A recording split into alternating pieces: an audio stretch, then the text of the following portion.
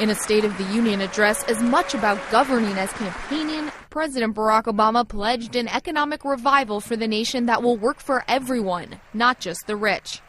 We can either settle for a country where a shrinking number of people do really well, while a growing number of Americans barely get by.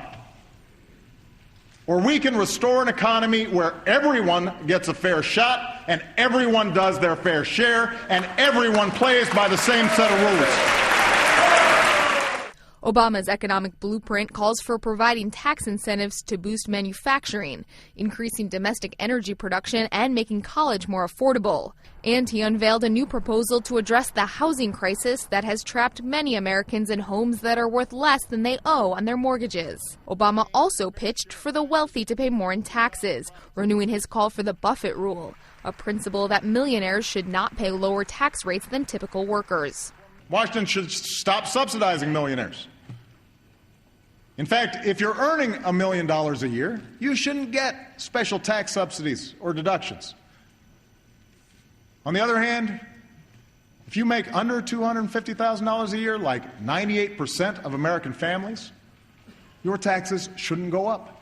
While Obama never mentioned his Republican presidential rivals by name, his calls for tax hikes on the wealthy were well-timed to the GOP race. Mitt Romney's newly released tax returns show that the multimillionaire pays an effective tax rate of about 14%. That's a lower rate than many Americans. Republicans criticized Obama's speech as a rehash of old ideas that haven't worked. He seems to sincerely believe we can build a middle class out of government jobs paid for with borrowed dollars. With congressional Republicans unlikely to side with him on proposals in an election year, Obama says he's prepared to go it alone. As long as I'm president, I will work with anyone in this chamber to build on this momentum. But I intend to fight obstruction with action, and I will oppose any effort to return to the very same policies that brought on this economic crisis in the first place.